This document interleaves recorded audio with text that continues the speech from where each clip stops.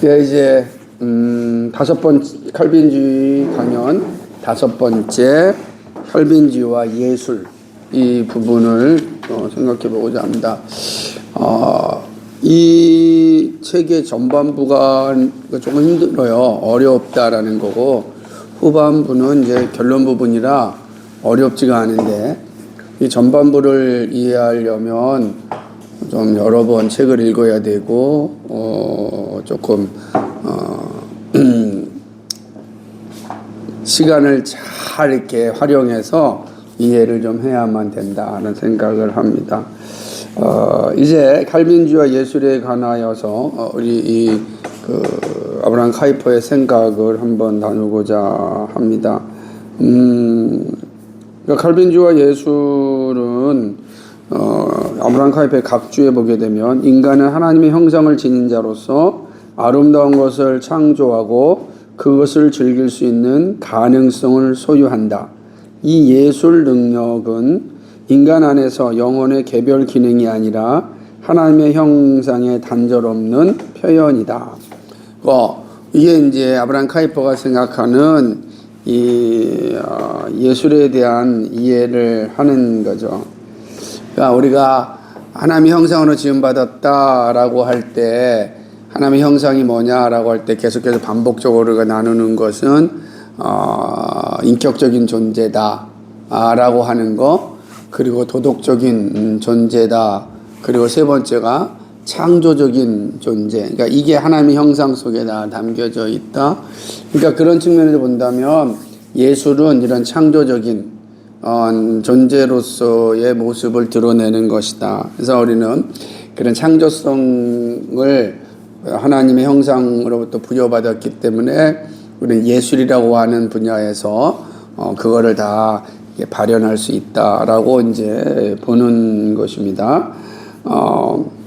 아브라함 카이퍼가 이 칼빈주의와 예술이라는 강연을 굳이 집어넣은 이유가 무엇인지를 그 서론에서 밝히는데 이겁니다. 시대에 만연한 경향 때문이 아니라 우리 시대가 장려하는 것처럼 거의 광적인 예술 숭배 앞에 비굴하게 무릎 꿇는 태도는 칼빈주의가 작업장에서 펜이나 끌로 각인한 게 아니라 화영주나 전쟁터에서 온 생명을 바쳐 각인하며 옹호한 삶의 높은 진지함과 분명 거의 상관없다. 그러니까 이 예술을 얘기하는 건 지금 시대에 만연한 경향 때문이 아니고 또라 우리 시대가 장려하는 것처럼 이 광적인 예술 숭배.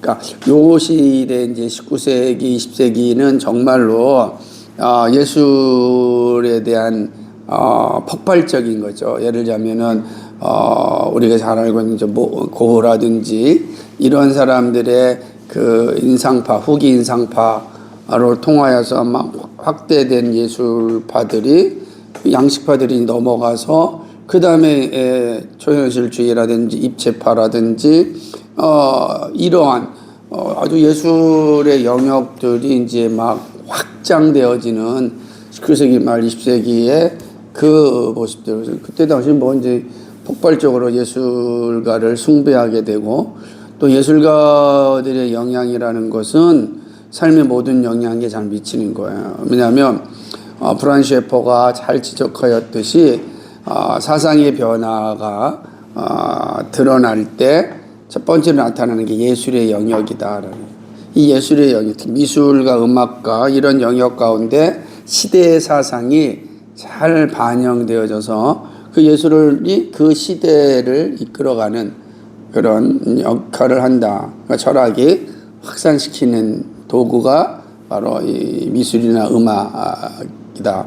그 다음에 문학이고 마지막에 신학이다. 이렇게 이야기하듯이 이런 측면에 있어서 이 당시에 예술의 폭발적인 어떤 반응은 그 시대의 흐름을 잘 보여준다. 그래서 사람들이 그 예술가들을 숭배하는 상황까지 이르게 된 것에 대해서 이야기하는 거죠. 게다가 뭐냐면 예술에 대한 사랑에 눈이 멀어서 이게 예술에 대한 사랑에 눈이 멀어가지고 예술을 비판하는 것이 아니라 그냥 예술에 폭 빠져버리고 만 거죠. 근데 이미 예술이라는 것이 사상을 나르는 도구이기 때문에 그 예술에 폭 빠졌다는 것은 그 예술이 나르는 사상에 폭 빠졌다라는 것과 같은 의미가 될 수 있어요. 그러니까 그 모든 예술을 비판적으로 봐야 되거든요.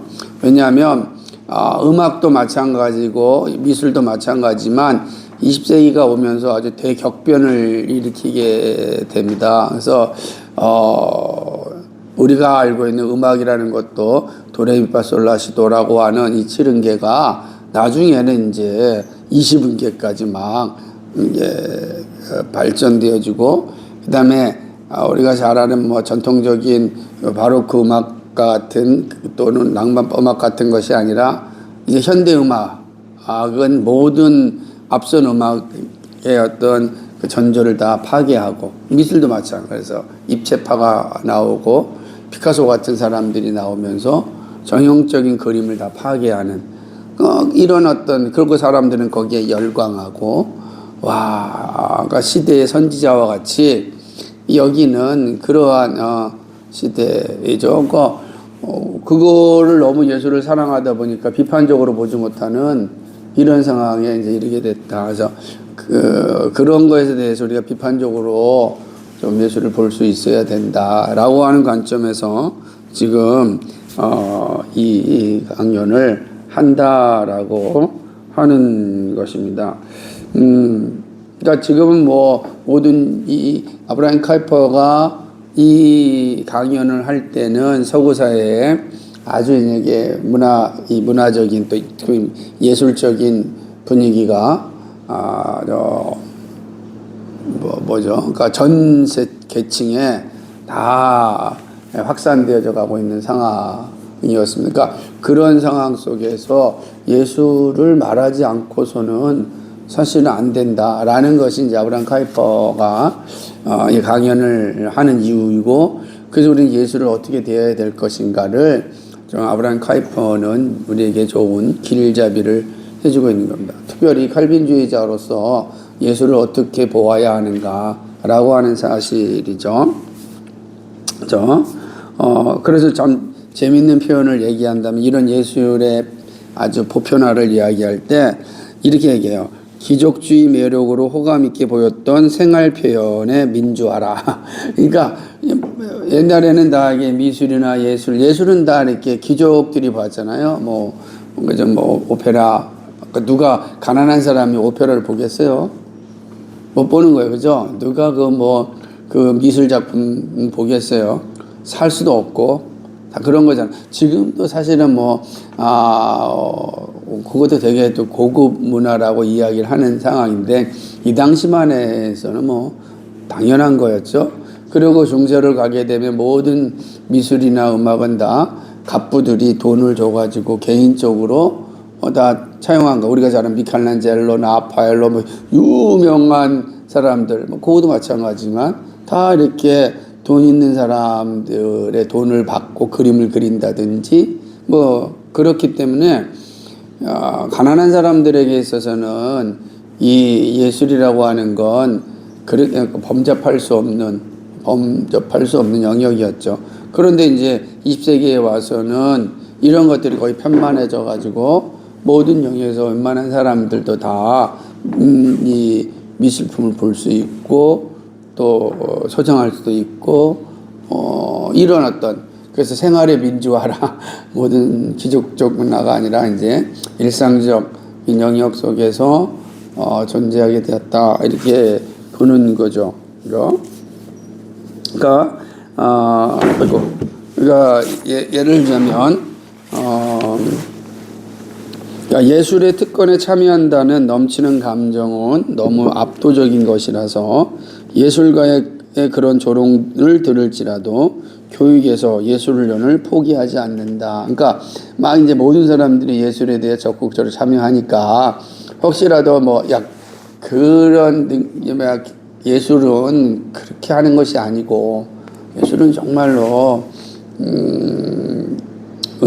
우리식으로 얘기하면 재능이 있어야 되고, 그리고 그거에 대한 목적이 분명해야 된다라고 하는 소리를 듣는다 할지라도 그와 상관없이 어려서부터 예수를 키우는데 열심히 했다는 거죠. 마치 우리나라도 그랬잖아요. 지금은 어려워서 대부분의 피아노 학원이 사라졌지만 20년 전만 해도 전부 다 그냥 동네마다 피아노 학원이 얼마나 많았어요. 그 사람이 재능이 있던 재능이 없던 그 중요한 게 아니야. 야, 그래도 기본적인 소양을 가져야 된다. 그래서 다 여러분도 다 피아노 한 번씩은 쳐봤을 거 아니에요, 그죠? 그러니까 그런 기본적인 소양을 다 이게 이제 우리보다 앞선 서구 사회 속에서도 이렇게 나왔다라고 하는 거예요. 그러니까 막 이 훈련하고 배우는데 열심히 했다라고 하는 거죠. 그래서 아무리 형편없는 것이라도 예술의 재단에 여러분의 작품을 놓은 일은 더욱더 뛰어난 문명의 특성이 되는 거죠. 막 내가 그림 하나 그려놓는다는 건 대단한 거죠. 그리고 마지막으로는 세 번째 뭐냐면 이 모든 것에서 눈가기를 통하여 즐기고자 하는 욕구는 특별히 음악과 연극을 통하여 표출된다. 많은 경우 예술에 대한 이러한 사랑이 사람들을 좀 더 고상한 방향으로 즐거움을 찾게 하고 저급한 관능성에 대한 기호를 줄이는 것도 확실하다. 요런 예를 들자면 이 표현은 어떤 의미를 가지고 있냐면 마찬가지로 우리가 문화라고 하는 이 음악 미술은 뭐요? 눈으로 보고 귀로 듣는 거잖아요. 그러니까 눈으로 보고 귀를 통하여서 특별히 뭐요? 나의 욕구를 채울 수가 있는 거죠. 그러니까 많은 시대적으로서 다른 방법으로 욕구를 표출하고 쾌락을 추구하는 그런 시대 가운데 우리가 어떻게 된 거예요? 이 예술이라고 하는 영역을 통하여서 그런 욕구들을 어느 정도 해소할 수 있게 되었다라고 하는 측면이죠. 사람들은 다 그렇게 이제 갖는 거죠. 그래서 어쨌든 이제 이런 식으로 많은 계층에서 예술을 향유할 수 있게 된 상황이었다라고 하는 거. 그러니까 우리가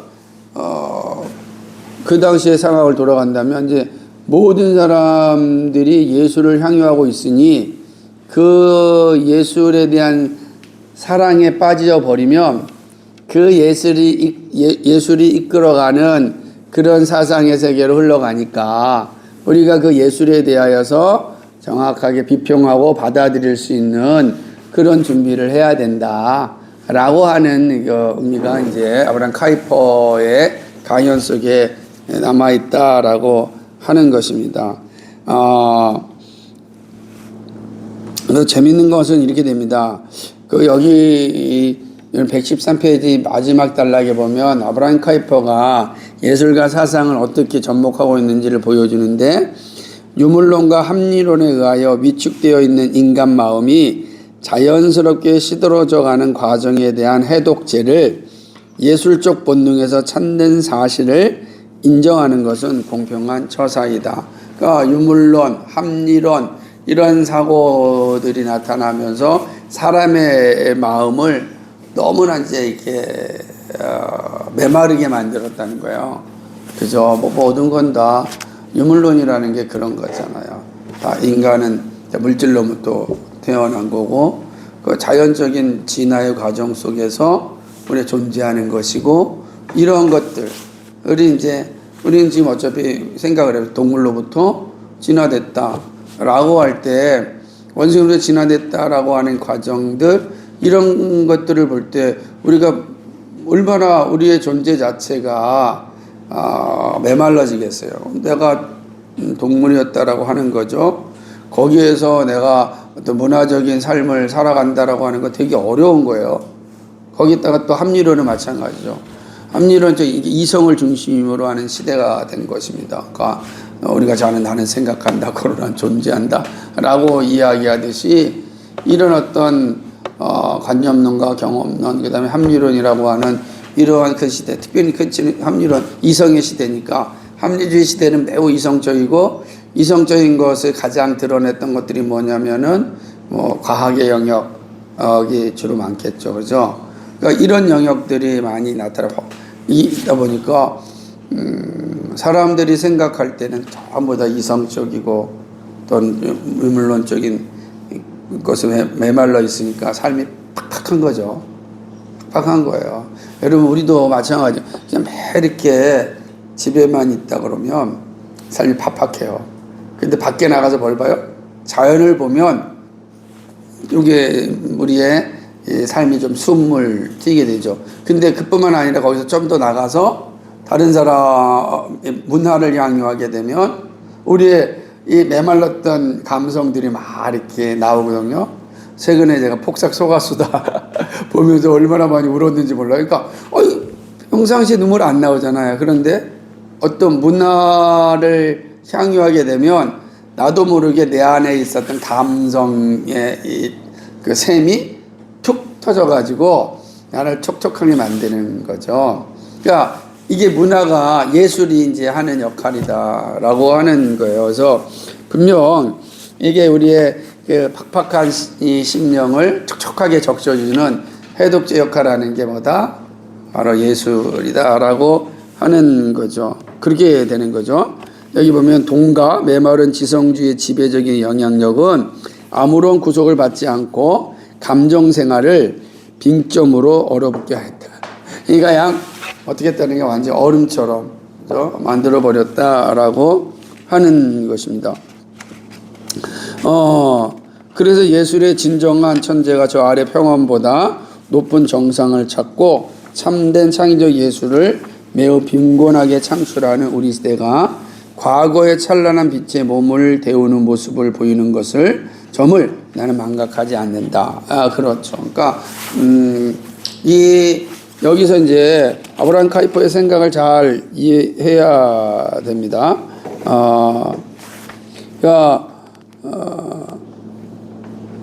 이건 뭐 좋은 예술가들이 우리의 차디찬 우리의 몸을 데워서 우리로 하여금 조금 따뜻한 피가 흐르게 하는 그런 역할을 하는 게 예술가들이 하는 일이다.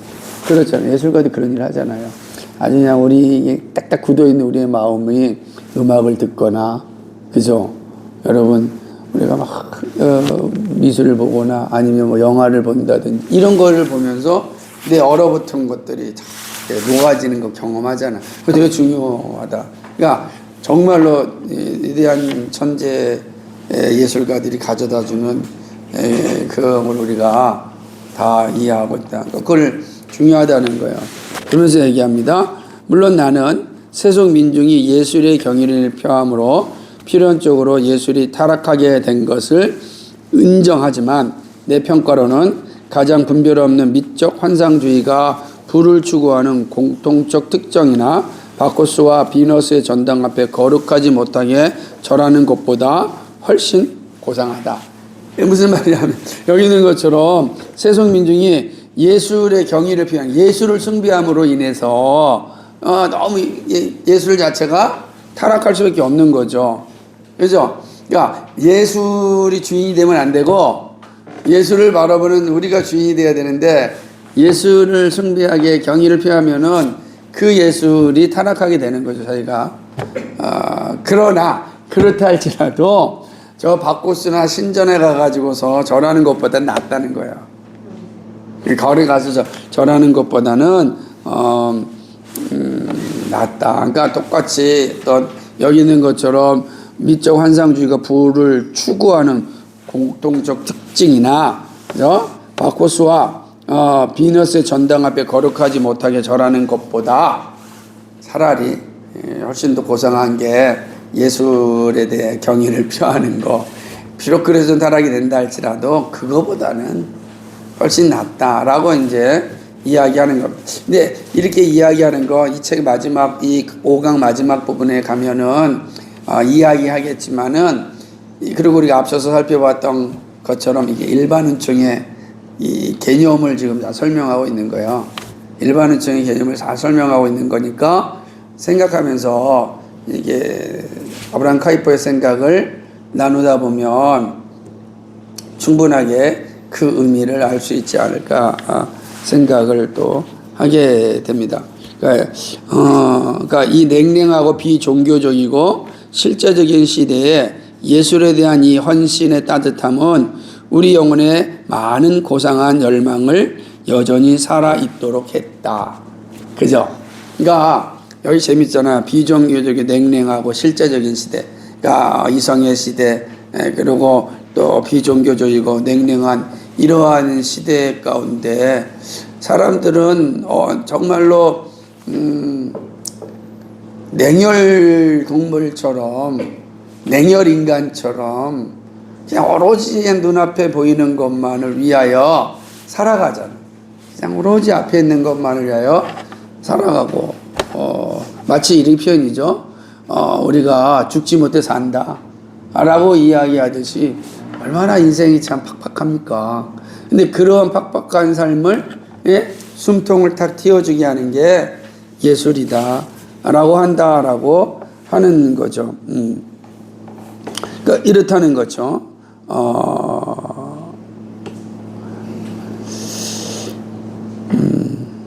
그러나 이제 이 아브라함 카이퍼는 그런 측면에서 이 현재 미적 운동의 얼마나 중요한지 과소평가하지 않는다는 거예요. 예술 운동에 대해서 좀 앞서 설명한 것처럼 참 대단한 그런 일이다. 그렇지만 그걸 그대로 숭배해 버리면 안 되니까, 그죠?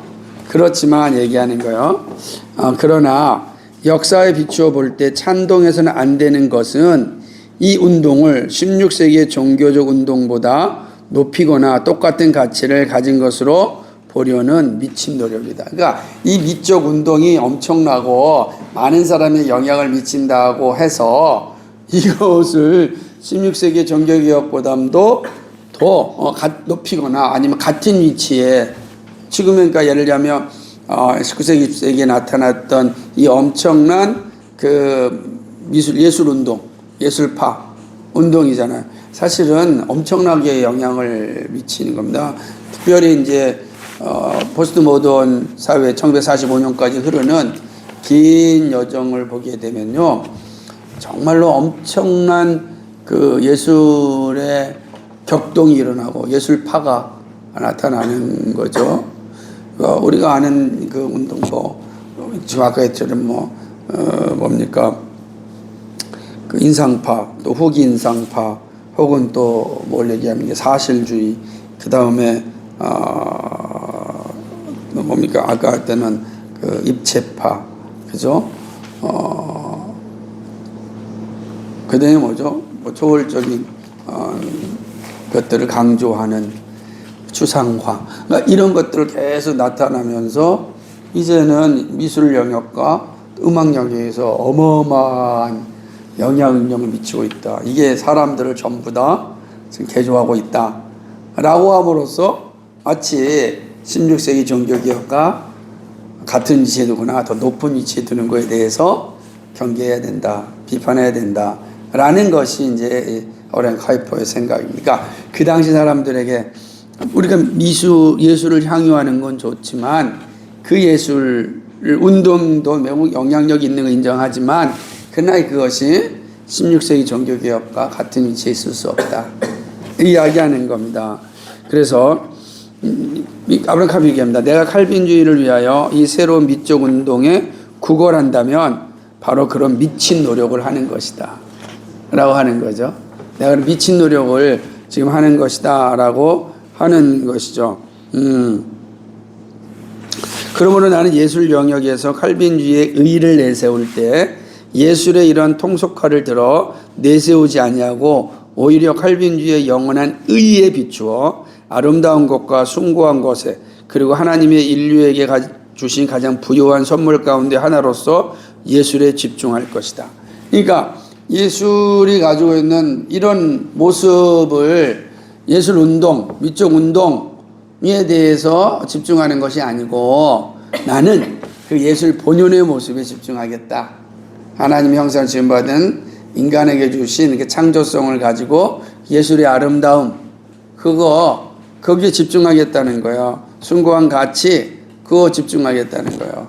그러니까 그러지 아니하면 우리가 하는 모든 예술 활동이 다 이 통속적으로 세속적으로 될 것이고, 세속적인 가치로 떨어진다고 한다면 그건 이제 부패할 수밖에 없다. 라고 이제 칼빈은 이제 이야기하는 거죠. 그러니까 우리가 예수 믿는 사람들이 정말로 이런 문화적 활동을 충실하게 한다면 우리는 본래적 여기는 거죠.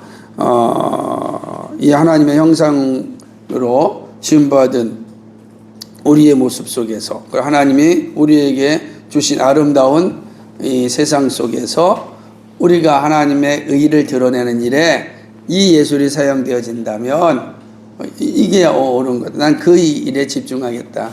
그래서 강의에 이제 서론을 이렇게 이야기하는 것이죠.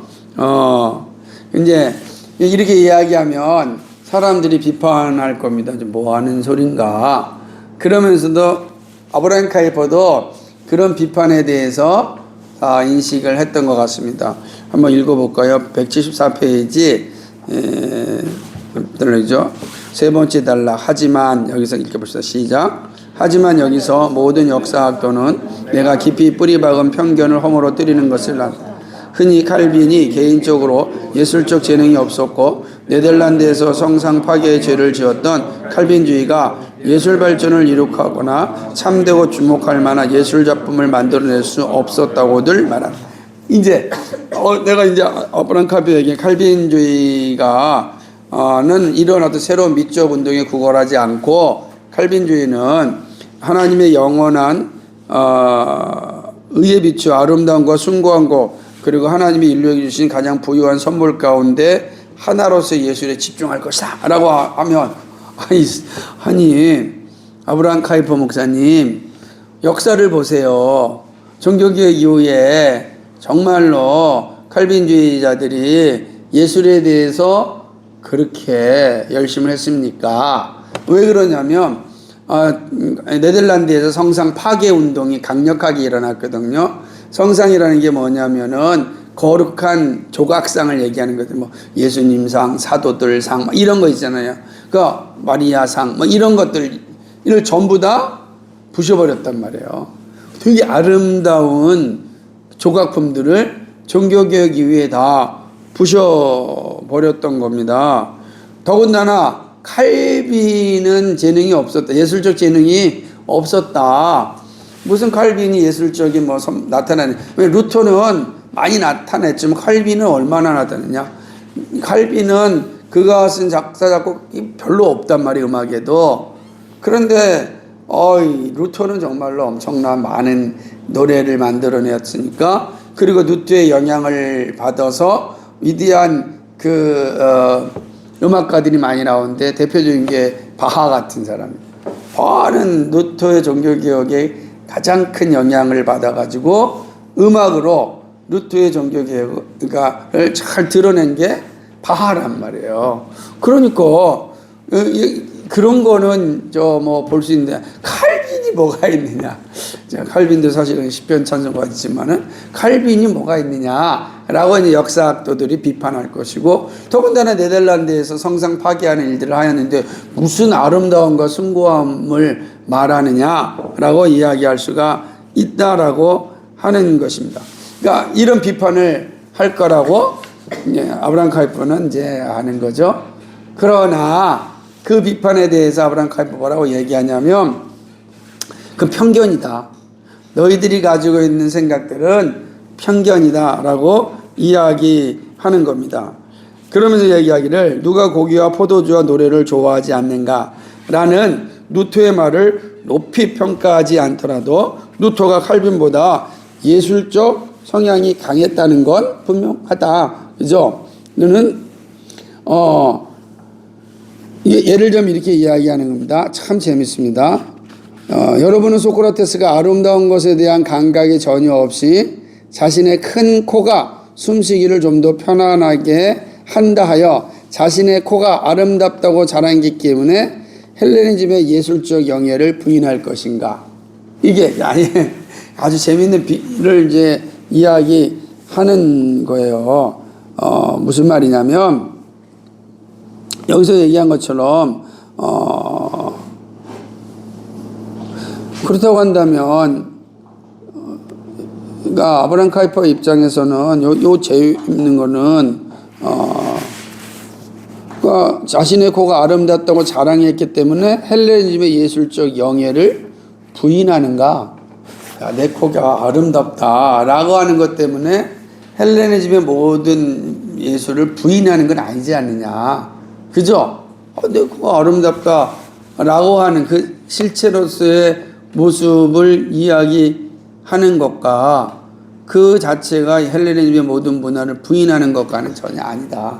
그런 얘기하기를 그 다음에 재밌는 것처럼 요한과 베드로와 바울의 글이 한마디로 예술 생활에 대한 특별한 이해를 드러내는가?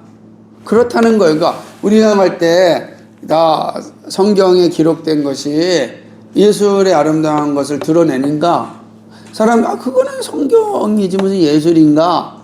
아니, 드러낸다는 거지. 마찬가지가 앞에 있는 콘크리트 생각이나 뒤에 있는 이 기록이나 다 예술을 드러낸다. 그래서 말한다면 이런 거예요. 그리스도의 복음에서 예술 자체를 변호하거나 예술의 향유를 추구하는 경우가 어디 있는가? 그리고 이런 질문에 하나씩 부정의 대답을 하지 않을 수 없다고 해서 여러분은 그래서 기독교가 예술 발전에 거의 갑으로 매길 수 없이 중요했다는 사실을 부정할 권리를 갖는가? 그러니까 예술에 대한 내용들이 뭐 실제적으로 그림이 나타났거나 음악이 없다고 해서 보세요. 그렇다고 해서 그것들이 예술을 만드는데 어떤 영향도 주지 않았다고 말할 수 있겠는가? 그렇지 않다라고 하는 거죠. 지금 이제 이 칼빈이 재능이 없다. 또 뭐더라 성상 파괴가 일어났는데 무슨 칼빈주의자들이 예술을 논할 수 있느냐라고 하는 이야기. 이거는 많은 비판을 항상 있어요. 예술에 있어서 가장 칼빈주의는 부정적이다 라고 하는 비판들이 아브라함 카이퍼 시대도 있었지만 지금도 있단 말이에요. 그러니까 이거에 대해서 아니 서로 생각을 해봐라. 그러니까 칼빈이 그림을 그리지 않았다고 해서 예술에 대해서 부정적인가? 예술에 대해서 어떠한 도움도 주지 않았다고 말할 수 있겠는가? 그걸 예를 드는 게 아니야 베드로와 요한과 바울이 쓴 이 성경이 예술에 어떤 영향도 주지 않았다고 말할 수 있겠는가? 아니다라는 거죠. 그건 이제 강구하는 것입니다.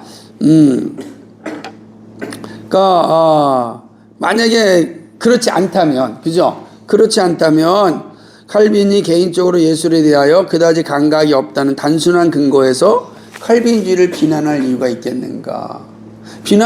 그것 때문에 비난해서는 안 된다는 거지. 그러니까 칼빈이 자체가 무슨 예술적 능력이 뭐 예술 작품 뭐 만든 게 있어? 만들어 놓고 예술에 대해서 이야기를 해. 라고 하는 거에 대해서 예술 작품이 없다고 해서 예술에 대한 그런 어떤 마음이 또 예술을 발전시키는데 전혀 도움이 되지 않았다고 말할 수 있겠는가 라고 이야기하는 거예요. 그렇지 않다. 이거 이제 아브라함 카이퍼가 주장하는 것입니다. 그리고 네덜란드의 성산 파괴에 대해서 또 이제 비판을 그러니까 답변을 하는 거죠. 여기 봅니다. 8세기의 예술적이며 아름다운 그리스 세계 한가운데 네오 이사우루스의 대장부다운 정신이 훨씬 격렬한 성상 파괴를 사주했다는 것을 망각하고서 비잔티움이 매우 세련된 기념물을 만들었다는 명예를 부인해야 하는가? 라고 이제 이야기하는 것입니까? 무슨 말이냐면, 이제, 우리가 생각할 때에, 재미있는 성상을 파괴한 이유가 어디에 있는지를 설명하는 거예요, 지금. 그러니까 성상을 파괴했다고 해서 예술을 전체를 부정하는 게 아니다. 아니다라는 거예요. 무슨 말이냐면 성상이 아닌 아름다운 예술물들은 그대로 남아 있다는 거지. 여기 있는 것처럼